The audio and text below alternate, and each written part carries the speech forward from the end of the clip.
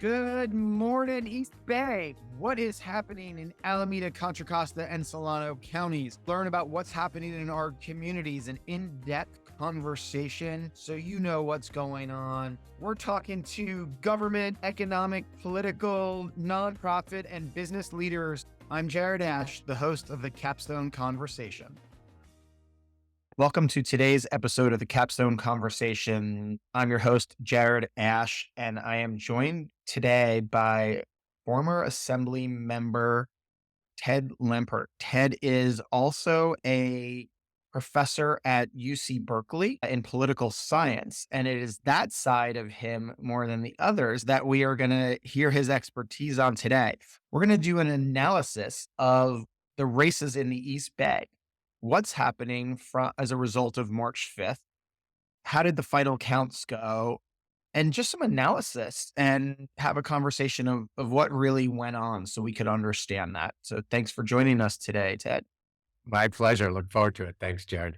Anything about your background that you want to add in there to give some insight for our listeners?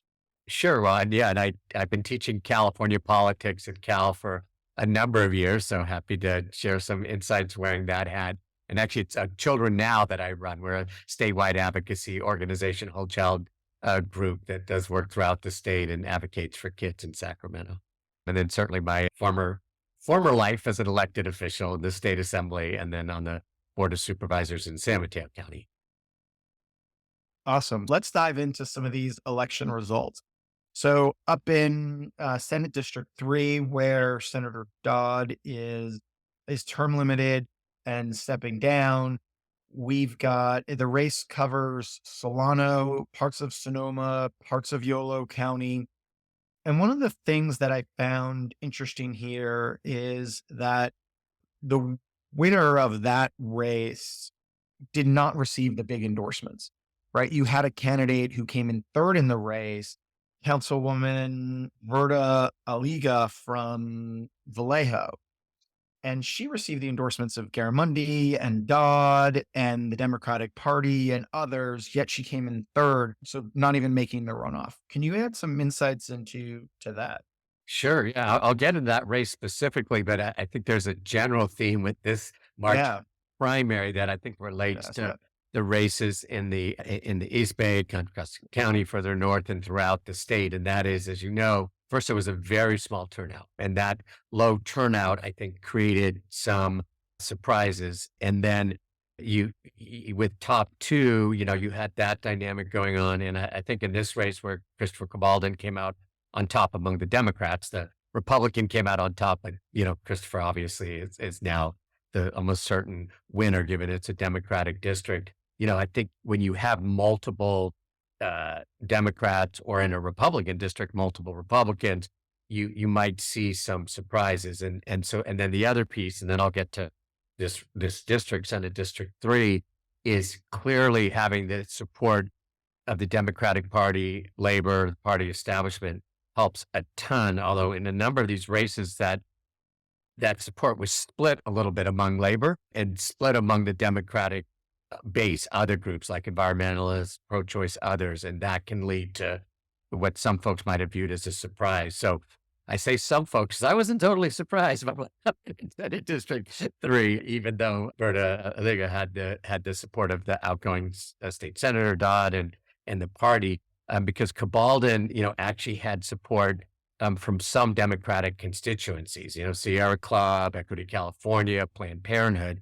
And then, as we've seen in a lot of these legislative races, money, unfortunately, plays a big deal. And you had significant, just to make it simple, I'd say business dollars. That's sort of an overgeneralization, but some business dollars going to Cabaldon, and then sort of a lot of the labor dollars being split between Elward and Verda Aliga. So, I think if Cabaldon was head to head against just one of them, it might have been different. But, he certainly had financial resources, and he had some of the Democratic base, even though he didn't have sort of the establishment base and the party base, he had key constituencies. And then the last piece of this is, this is true in my day in politics, and just as true today. Running for office, as you know, is really hard work and takes a lot of time. And sometimes it doesn't always work this way, but sometimes the person that literally works the hardest and is out there nonstop for a long time, makes a difference. And I know, not a knock on the other two Democrats, but I know Cabaldon was really scrappy, worked as hard for quite a long time and had run for assembly in past cycles. So, he had that going for him. Yeah, I think that's right. In that race, he showed up everywhere, Yeah. and he was responsive. He was responding to emails. I heard and had seen directly to people where other people had it staffed out or whatnot, and because they had other jobs and made it difficult for them to do it. Yeah. And I think he was fortunate. He had a lot of flexibility with his job that he was able to be everywhere. It's actually, I tell my students, uh, one big reason for incumbent advantage, obviously, is money and name recognition. But another is what you just said, right? If you're in the legislature, the way that job is set up, you have some flexibility in being able to campaign a lot, where if you're a council member with another job, then campaigning on top of that for a big office is really tough. Right. It's the time commitment and family priorities and everything else in the Yeah. middle of it all. So I want to we're going to come back to the East Bay races. I want to jump to the U.S. Senate race because you did give an overall perspective of the statewide turnout Yep.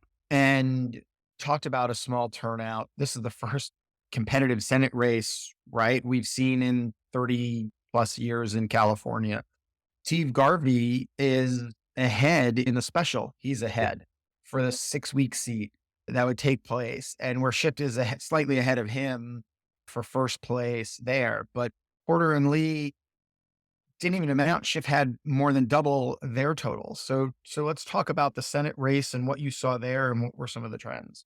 Yeah, sure. Well, several things. I mean, this was like a top two special, right? I think the question sort of brings back memories of the gubernatorial race several years ago when Newsom won the first time, yeah, when he had a race, and that is, the leading Democrat in a statewide race so much wants a Republican to do well, right? Because then this, if folks remember, that was when Villaraigosa was running a strong campaign for governor back in how time flies, 2018, right? Yeah, 2018. And, Gavin's whole focus was hopefully a Republican would come in first or second. So then the race would be over, early. And so that was similarly, Schiff's hope here. And, there was a lot of focus on how he highlighted, Garvey as a threat. And then plus just with the low turnout election, the Republican vote statewide is going to be magnified a little bit, right? So, Republicans did a little bit better. Conservatives did a little bit better because with the small turnout, the Republicans were helped by that. So all that led to, regardless of Garvey seemingly doing so well, clearly, I don't like using the word impossible, but man, anyone who would bet on a Republican winning a U.S. Senate race in California that needs to think that through. So, I think Adams, clearly headed to the Senate. It was, actually a couple, I mean, very different dynamics than the state Senate race we were just talking about. But the fact that Porter and Lee and Schiff were all in there were three of them rather than a head to head, I think, helped Adams some as well. And that my guess is, Lee took some votes away from Porter, vice versa, so that helped Adams. And then it's funny to say this on a statewide race, where obviously retail campaigning, person to person is tough. Although, folks will remember, Bill Clinton famously spending hours at the Roboline, every voter voting for president. But, they all worked hard, but I know, especially Barbara Lee and Adam Schiff very well. I don't know Porter as well, but people call me a hard worker. I don't think I've ever met someone who works with an Adam Schiff. And so, in addition to all the things we just talked about, he was just a very disciplined candidate who, was in the race early and, just was at it nonstop. And, and I thought ran a really strategic campaign. How did money play a role in that race? Because Schiff had I think just like he had the votes, he had a lot more money than Porter, but Lee barely raised any money, right? So what was the impact of where? Well, Garvey didn't raise any money, but was repelled, like you said, by that conservative base. So how much did the capital raising impact that race? If Porter had raised more, would it have changed the results? Or Yeah, I mean, there's been a lot of focus on this, how un unfortunately money matters way too much. And, as someone who's worked for years for campaign finance reform, it's just disgusting how much money matters. In some cases, it doesn't matter quite as much as folks think. I mean, like obviously Garvey just being the main Republican on the ballot benefited. Sometimes in these really high profile races, US Senate races across the country, or even in this one now coming up in November, the amounts get so high that the number two in money has plenty.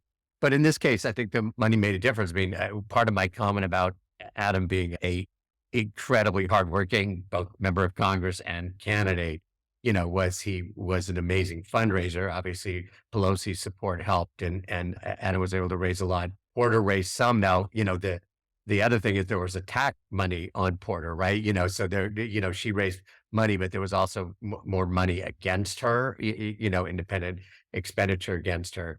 And then, I think Barbara Lee was very justified in her frustration with her inability to raise more dollars, because that really hurt her a lot, especially in a statewide race where, a lot of this is just name recognition and being on television a lot. yeah, so I appreciate those insights into the Senate race, and we'll stick with one more statewide before we head local. Prop 1. We're recording this on April 1st. It'll probably play on April 10th. So we're about 12 days, I think, left in the certification process here in California when we're recording it. It looks like Prop 1 is 28,000 votes ahead, and this is the governor's mental health initiative. Do you see it holding ahead and passing? And what are your thoughts? Why was this one so close? Yeah, no, well, so I'll weigh in both with my teaching California politics at Cal had, but also Children Now was very involved in this measure and pushed for some important changes in it, and especially in terms of protecting funding for youth mental health. So I think the general reaction among, the media and political folks was like, oh my gosh, this almost lost, even though it looks for sure that it's, won, it's close margin, but it's won and the opponents has conceded. I think a couple things going on that didn't get enough focus was one, low turnout. I mean, I know that governor cared so much about this and, wanted it singularly on the ballot. Far be it from me to question his political team. They're amazing, but it, was risky having it on this low turnout ballot, right? And maybe at the time they didn't realize how low turnout it would be. And so, you're elevating the conservative vote. And, I think that when it was billed as Newsom's initiative, I think a lot of Republican voters, fairly or not, just were voting on like, oh, this is a Democratic thing rather than looking at what it did, right? So that built opposition. And then the other piece is there was some opposition on the left to this, and in a low turnout election, the voters tend to be more wired in, right? That they tend to be slightly more, I don't want to say highly educated, they're just more politically attuned voters. So even though the opposition on the left, by some mental health groups, not on the kids side, we were able to address the concerns there, but more, adult mental health, some of the homelessness groups who opposed it, usually that wouldn't make as much difference, but since it was small turnout, some of that lack of support on the left, made it close. So it was the combination of small turnout, Republicans almost reflexively voting no, because it was sort of like, oh, this is Newsom, we're going to vote no. I think if it was just on the issue, probably would have gotten some more Republican support. And then, because there was some opposition on the left. And then the final thing is I don't need to tell your listening audience, homelessness is complicated. It's a lot of folks who listen to this are struggling with it, in their regions and their cities. And it was a complicated initiative, and complexity doesn't do well, in a statewide initiative vote. I know they try to make the pitch really simple, but if folks even glanced at the ballot description and started looking into it, it was more complex than usual. So, that made it more difficult. I mean, in general, as I tell my students, initiatives fail more often than they pass.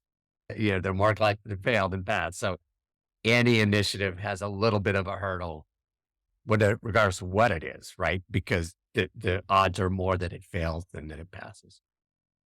I was in Sacramento 2 weeks ago for a Bay Area Council event, and somebody was doing an analysis on them, and he said, I can always help you lose an initiative because more people will vote for failure. Yep. But if you really want to win, you have to build, one, a strong coalition, and two, spend $30 million. Yep. And this didn't have that funding to it at all. I think it was $5 to $8 million, somewhere around there were the total. So very little advertising, really just the governor putting some muscle behind it. Yeah. No, and I think it goes out saying this would not have passed if he had not put his reputation behind it. That's for sure. I mean, as it was as it was close. And so do you think it would have had a different outcome in November because you'd have a higher turnout in the presidential? Yeah, I do. And this gets back to knowing some of them and having great respect for them. I mean, I've been involved in politics. I teach California politics, but the governor's political just looking at polls and knowing what's going on all the time. I think their reasoning was, well, it's complicated and there's be a bunch of measures on the ballot in November and folks might get confused and might not come down and vote for it. And we just don't want to get caught up in all that. I get that reasoning. That being said, I think it would have done much better in a high turnout election because folks would have said, Democratic Party supports this, governor supports this. It looks like this is something that Democrats are all supporting, so I'll vote for it. So,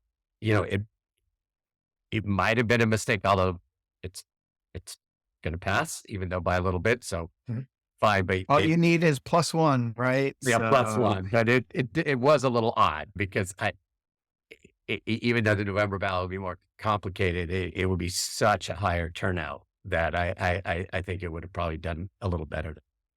I wonder if they thought the turnout would have been higher driven by the Senate race on the Democratic side, and maybe that was miscalculated. This goes back. I can give you so many examples because I've been involved in this for a while now, over the last few decades where other folks made that mistake where they went for a, March or June, a primary initiative with the oh, well, turnout's going to be higher because there's going to be this gubernatorial primary, or there's going to be this presidential fight and folks are going to turn out for that. And it seems like almost every time folks made that calculation, they were wrong. The turnout was low and, in some cases, measures have lost. And I think back to a measure Children Now was involved with. Wow, this is way back in 2006, long time ago, but, the thinking was, oh, this measure makes sense on the primary ballot because there's a primary for governor, against, to see who would run against Schwarzenegger. And of course, gubernatorial primaries don't have that big a turnout. Yeah. So let's come back local and talk about Senate District 7, which is the seat that Nancy Skinner is term limited from. You've got the mayor of Berkeley and an Oakland councilman headed to the runoff, in what was a very Democratic race. So you have two Democrats moving forward. Yep. Any insights into this race? I think it's 80% in Alameda County, maybe a little bit in parts of Contra Costa, like Hercules and parts of Richmond. Tell us a little bit more about what your thoughts are on this race and the candidates going forward. Yeah, I mean, I just think big picture, a little bit similar to what we've been talking about, and even the Cabalden race in Senate District 3, and that the Democratic and heavily Democratic seat, I should say. So the Democratic constituencies were more split than folks were imagining. So I think a lot of folks are surprised, and excuse me if I get the names wrong, that Liebarger didn't do better, because she had such strong labor support, especially from SEIU, CTA, but it's not like she had complete Democratic support, so there were some other Democratic based groups, including labor, like the school employees supported Swanson. And then, Jesse Aragon, the Berkeley mayor council member who came in first, he had some labor support. He had the building trades, he had firefighters, and then he also had that business support similar to what Cabalden had. So, I think a theme here is like folks say, oh, the person with the most Democratic based constituency support is going to win. Well, in a Democratic seat. Well, yeah, if they had all of the Democratic constituency, like if they had all of labor and all of all the environmental groups, that's one thing. But it was really split up among this race. I mean, Kalb, who's on the Oakland City Council, he didn't make the top two, but he had environmental support. So there was you had a lot of candidates in that race. The support among interest groups was split a fair amount, and so even though Jesse wasn't the Democratic, party supported candidate, he still did really well. And the other thing there too is we're talking about groups that support and put money behind people. Another unfortunate part about campaigns and politics is going after people really works too. And so part of why Limburger did do as well, I think, is that there was a really concentrated campaign against her, right? And that, clearly had some impact. And I don't know the candidates. I didn't know the candidates quite as well in this race as some of the others, but I wouldn't be surprised if just how you ran the campaign, right? Played a role and just, not just the strategy and how you work, but just, how hard you worked it and, making sure that you had your base from the area you were from covered and then, building out from there. There's been a lot of talk in the past couple of election cycles about particularly labor's involvement here in the Bay Area, where they've been pushing for more equity driven, more labor backed candidates. Here, it sounds like a couple of, if labor is not 100% unified behind somebody, it makes a difference. Or do you think it was sort of give me some insight into that, right? Labor's role versus the business groups. Did business have a couple of victories? Yeah, business certainly did. And to your point, it's funny. I not to get off on a tangent, but part of my full-time job, in addition to teaching this course, right? So now is I always talk about how kids issues need more concentrated advocacy, right? You got all these people advocating for kids. It needs to be more connected. I generally use labor and business as the example of how to do it, meaning there's lots of labor groups, but they tend to stick together. There's lots of business groups, but they tend to stick together. Especially true on like the day-to-day policy making, supporting bills and that kind of thing. But when they split, they're a lot weaker, right? And so labor is incredibly powerful in California and incredibly powerful in these campaigns. But in these, some of these examples we talked about already, labor was split. Yes, SEIU, CTA are sort of the most powerful labor groups in California, but building trades, firefighters, other labor groups are powerful too. So absolutely, I think when folks say, oh, so-and-so has labor support, the next question should be, do they have all of labor or is labor divided? Because that makes a big difference. And then business, in California, not as powerful as labor, but still really powerful. And I think in some of these races, the quote business community was a little more consolidated than labor was, if that makes sense. And so, if there's, it's hard to generalize about the business community per se, but sort of the business folks that play in California politics and put in big money, they seem much more united, behind some candidates they wanted to get elected and that, help make a difference. Well, and I think we or the fact saw that keeping the base together, right? It's like, it's true of just about any campaign or any advocacy thing. You got to start by trying to keep the base united. If the base is split, you're going to be in a little more trouble. Well, and you saw that in sort of Senate District 9, where you had Tim Grayson running for the seat that Glazer's term limited from. So we're talking three term limited seats. We're going to have three new fresh senators here covering most of the East Bay. Grayson had that business support, and the Cal Chamber said it was their number one priority and wanted to unify people behind him in that race.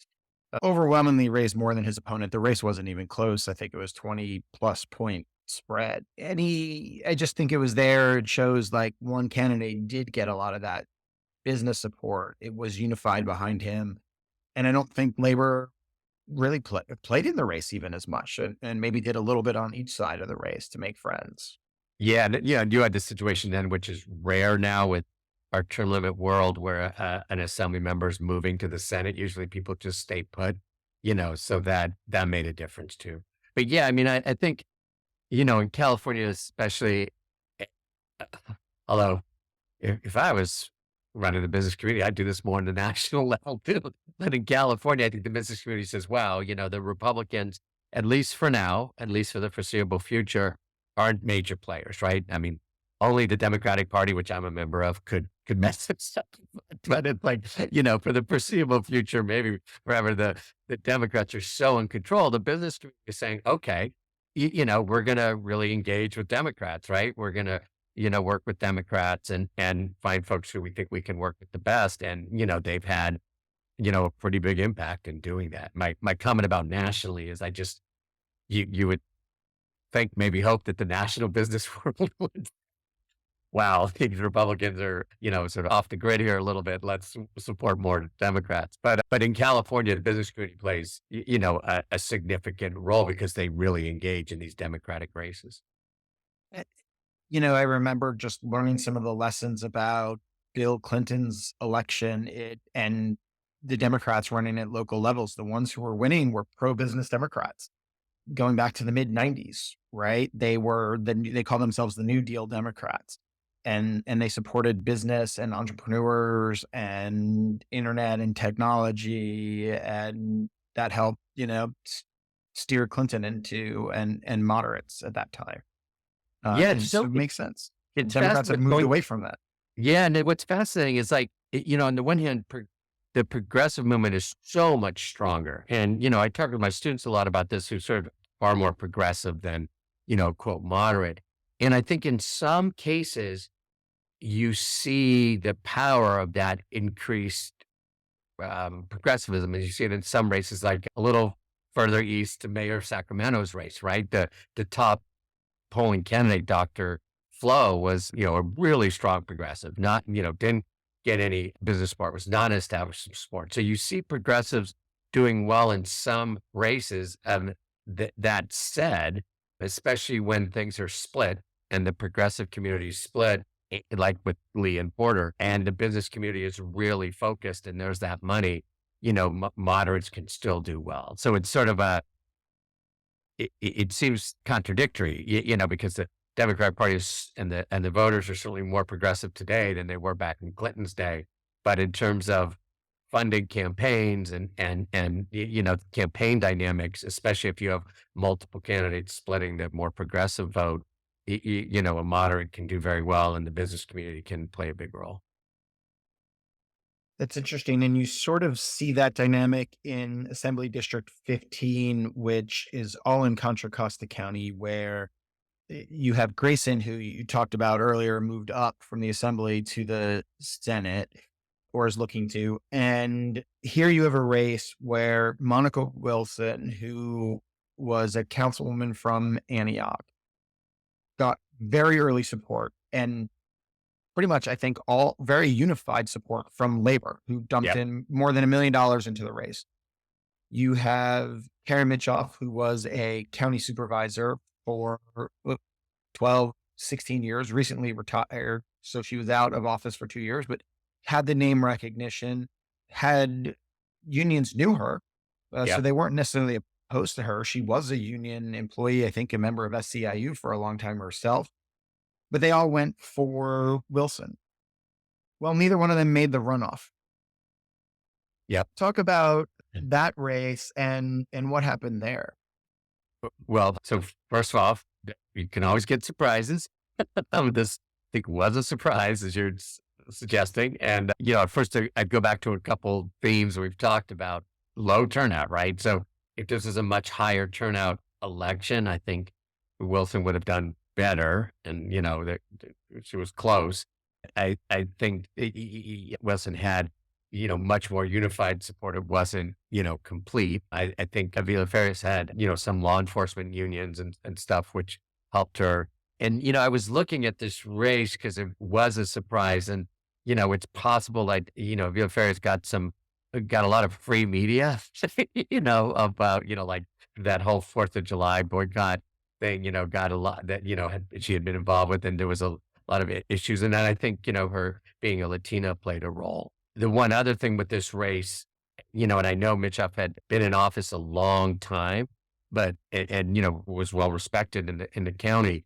But once you're out of office, and I know this from personal experience, once you're out of office and try to run to go back, it's difficult, because you lose, as a council member, as a county supervisor, certainly as a legislator, when you're running, it gives you a real advantage because you're in office, you have the connections. People might not want to piss you off. Where when you're out, it's just a lot more difficult. So I think, you look at Mitchoff's vote and go, wow, 12, what I think was around 12%. I know that it's not finalized. Folks are like, wow, that's surprising, because she had been in office so long and should have been more popular. Yes, but, she was out of office during this campaign, and I'm guessing that hurt some, in terms of it. People, name recognition stays somewhat, but it's in terms of people lining up and supporting folks, it helps if you're in office. And this gets back to just the advantage of incumbency and plus why people work so, I shouldn't say this, why people work so hard to stay in office, because if you're not in, it's harder to get back in. Hey, well, I saw that in Indiana. I used to work back in the day for Senator Evan Bayh, and he was a Secretary of State, a two-term governor, and a new Democrat in a red state, served 3 terms in the U.S. Senate, stepped aside, and I think it was 2, maybe 4 years later, he decided to come back and run for an open Senate seat and got clobbered. But they used against him. He had always lived in DC because he had young kids when he was elected to the Senate, elected to governor in his, I think at 30. So Wow. we're only talking like 50, 55 Yeah. when he was running, and his kids were young. They went to school in DC. But he had sort of left his roots from Indiana. And I think people were willing to forgive that when you were the senator for so long and continue to vote across party line. But then they didn't, right? Yep. No, absolutely. I mean, there's examples of where folks have come back, not in office, but I do think it makes a difference, and obviously I was surprised by these results, and by several things, but including Mitchoff not doing better. But the other thing you said, actually, when you asked the question originally, it goes back to splitting the base. I don't want to sound like a broken record here, but when the base is split, and so your comment about how Mitchoff was well liked by labor as well, and well liked by a lot of Democrats. So if it had been a one-on-one race, among key Democrats, I'm sure Wilson would have done better. But I think Mitchoff drained some votes in that sense. So how did Anne Marie Avilia Ferris, how did she sneak in? She had a tenth of the money as Yeah. the others. She was a former vice mayor of Martinez, but I don't think she was currently serving.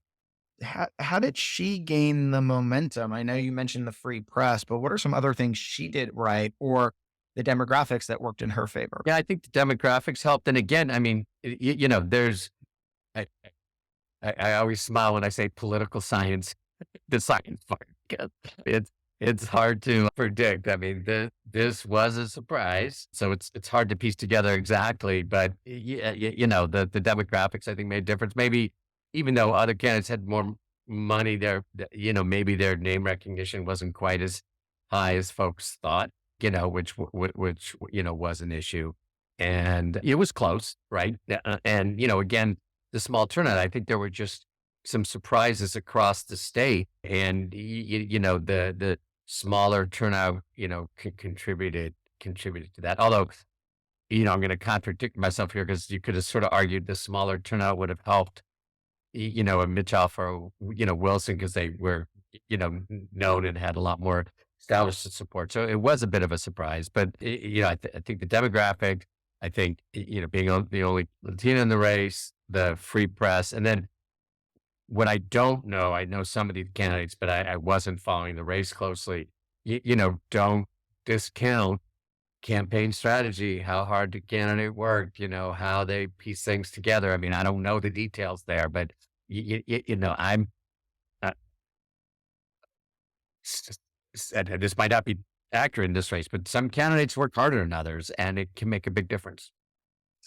Sometimes that's the stealthy candidate can sneak through, and while the others battle it out. So this one, the Democrat came in second to a Republican. Is this sort of the same thing as Senate District 3? We anticipate a Democrat to overwhelmingly win come November. Yeah, I mean, with the Independent Redistricting Commission, the politicians don't draw the seats anymore. The Independent Commission does a pretty good job, but California is so overwhelmingly Democrat that even though you can argue it's better for the process to have a lot of competitive seats, a lot of these seats are competitive, right? And especially if it's a Dem on Reap, you already know what the results got to be.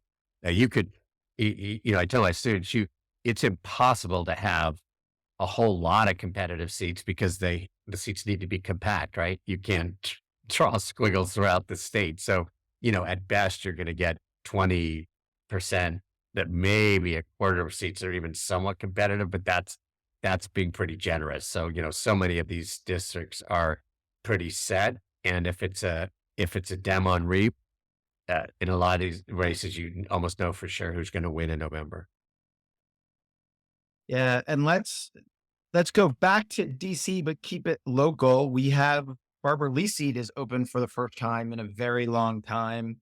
What happened there? And I think it was surprising for me, at least, to see what seemingly like a very clear winner in a very competitive race in primary. Yeah. So what did happen in that district that didn't happen in any of the ones we've talked about is a really strong candidate came forward and cleared the field of other major candidates. And so it's not that it wasn't crowded, but a lot of the big names that had been thought of to run for that congressional district decided not to. And Latifah Simon, who's very well respected, not just from her service on the BART board, but involved in philanthropy, involved in, very well known in Oakland and through her work, was able to clear the field of significant competition. So she had competition, but a lot of the folks were asking about, like, former mayor of Oakland, Nancy Skinner, a legislator,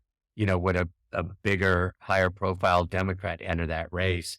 And Simon was able to clear the field. So she had opposition, but none of her opponents were at the, level that could, to defeat her. And plus the folks, when I say she cleared the field of significant opponents, those significant potential opponents all endorsed her. And so, she really did unify the sort of Democratic establishment support pretty early on. No, that's helpful. And let's talk about one other congressional race, the one in San Jose and Silicon Valley.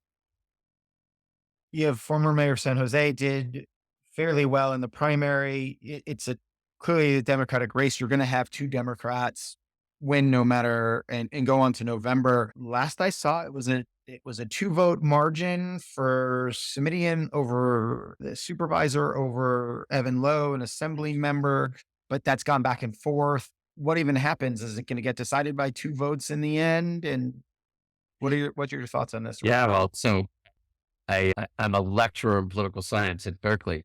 I lecture my students a lot about the poor voting rates of 18 to 24-year-olds, right? The voting rates are terrible among young people. And, one of the things you hear from young people, among many others, is, well, my vote doesn't make a difference. Well, this race shows that every vote can make a big difference. So, whoever comes in second and advances to November between Smitty and Lowe, can you imagine if you were a friend, or God forbid, a family of Smitty and Lowe's and didn't vote, and it was decided by one vote? So this is extremely close. I wouldn't be surprised if whoever comes in third asks for a recount, because it's probably going to be within a few votes. I actually learned something I didn't know as a result of this, and that is, what happens if they tie? What happens if Lowe and Smitty and tie? Um, how does that work with top two? And the answer is, which I had not realized, is state law said that it would be top three. And so if it's actually literally tied, then the three of them have been out. The chances of that are really obviously slim, but who knows, right? It's so close. It's an interesting race. Again, a crowded race, and not just Liccardo, Lowe, and Simidian, but there was a lot of other strong candidates in that race as well. So you had a lot of folks, and lots of bases being split. I think Mayor of San Jose, San Jose is the largest city in the Bay Area. Folks tend to sometimes forget that. Being mayor is a big deal. And so he had a lot of name recognition, and he's a very strong candidate.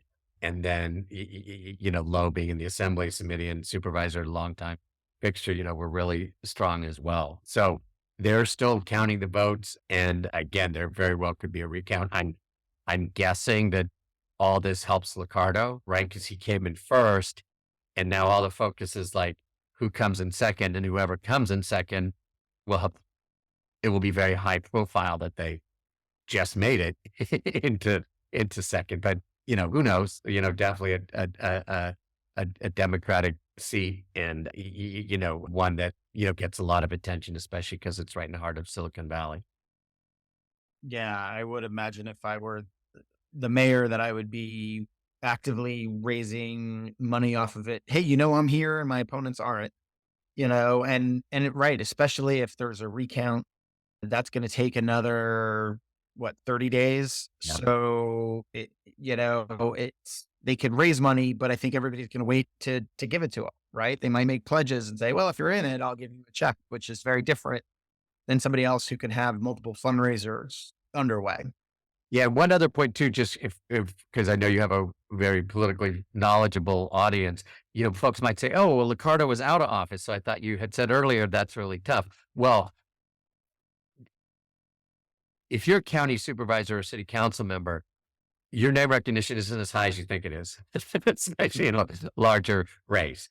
If you're mayor of San Jose, or mayor of San Francisco, or mayor of LA, or former governor, that's at a different level.